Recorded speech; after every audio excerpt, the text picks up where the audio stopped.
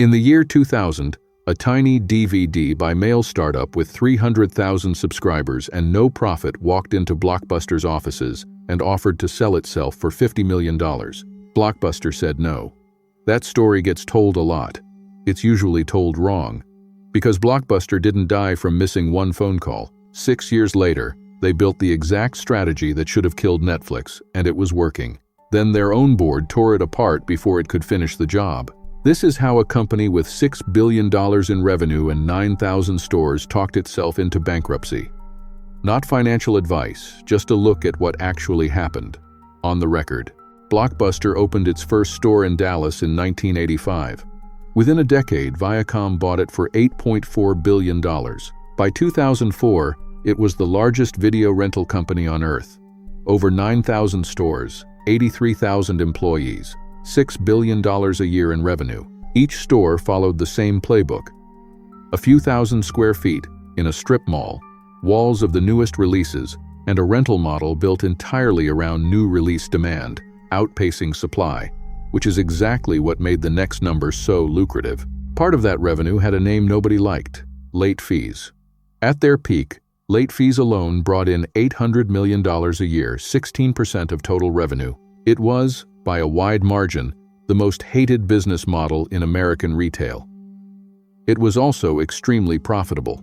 The reason they existed in the first place: studios charged rental chains a premium for every new release copy, and late fees were how stores clawed that cost back from customers who kept movies past their return window.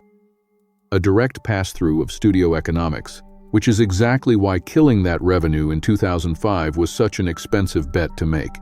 Hated but profitable is exactly the kind of thing a company stops questioning once it's paying the bills.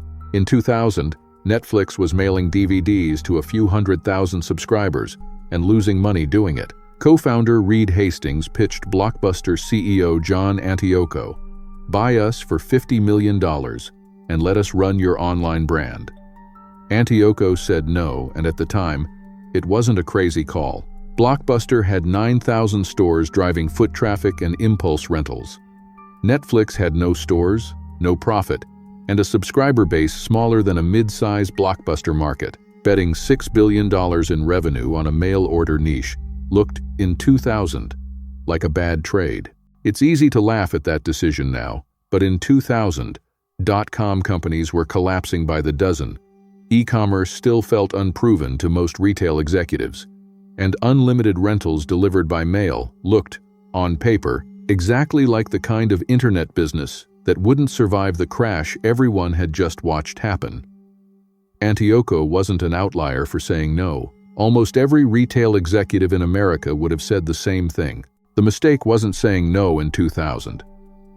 The mistake was still believing the same thing in 2005.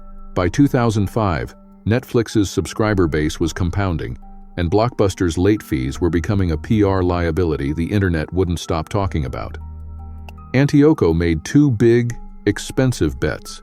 He killed late fees company-wide, walking away from hundreds of millions in annual revenue, and in 2006, he launched Total Access, a hybrid program that let customers rent DVDs by mail and return them in-store for a free rental, something Netflix could never match without stores of its own.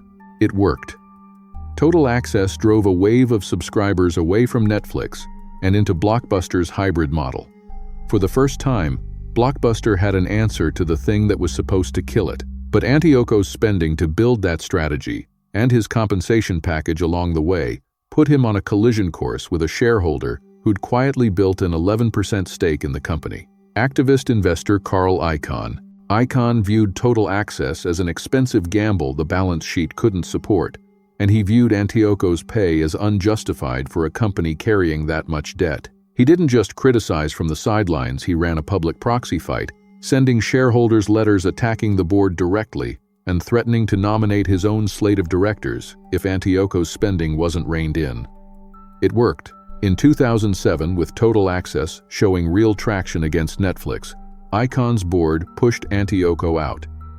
His replacement was Jim Keyes, previously CEO of 7-Eleven. Keyes' background was convenience retail, not subscription media, and he scaled back the very program that had just started working. The timing could not have been worse. Netflix launched streaming in 2007. The same year, Blockbuster's leadership changed hands, and its most effective counter-strategy lost its champion. Blockbuster had brick-and-mortar leases across the country, mounting debt, and a shrinking case for why any of it still mattered. Then 2008 hit. A company already carrying real debt now faced a financial crisis on top of a collapsing core business. There was no late fee cushion left to absorb it. That revenue had already fallen off a cliff, with nothing built to replace it at scale. By September 2010, Blockbuster was carrying roughly $900 million in debt, still operating over 3,300 stores in the United States, and out of room to maneuver. The company filed for Chapter 11 bankruptcy. Blockbuster emerged from bankruptcy only to be bought by Dish Network in 2011, not as a growth bet, but for its brand and remaining infrastructure. Store closures accelerated through 2013 and 2014 as Dish wound the retail footprint down to almost nothing. John Antioco went on to advise other retailers on turnaround strategy, and for years afterward, industry analysts pointed to his ouster as a textbook case of a board destroying value to win a power struggle. Icahn kept doing exactly what he'd done at Blockbuster, buying stakes in struggling companies and forcing boardroom change at Yahoo, at Dell, at eBay. And Jim Keyes left Blockbuster in 2011, right before the final bankruptcy filing. Icahn's own stake in Blockbuster went to zero right along with everyone else's. The fight he won cost him the very asset he was fighting over. By 2019, exactly one Blockbuster store remained open on Earth, a franchise location in Bend, Oregon, kept alive independently of the corporate chain, now more of a tourist landmark than a video store. Its manager, Sandy Harding, has kept it running since 2004. That same year, Airbnb briefly listed it as a 90s-themed sleepover, $4 a night, VHS tapes included, and it's now the subject of its own documentary, The Last Blockbuster. The popular version of this story is Blockbuster was too slow to see streaming coming.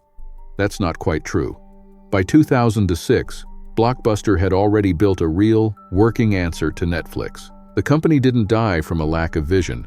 It died because the people who controlled the money and the people who controlled the strategy went to war with each other, and the strategy lost. A market leader with every resource it needed didn't get disrupted from outside.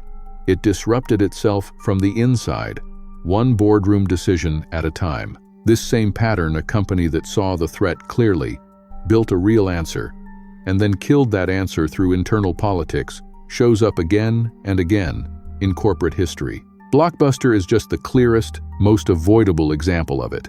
Every episode of this channel goes looking for that same kind of decision, not the disruption everyone already blames, but the choice inside the building that made the disruption fatal. If you want to see what company we are taking apart next, hit the subscribe button to be notified of next week's new case file or video.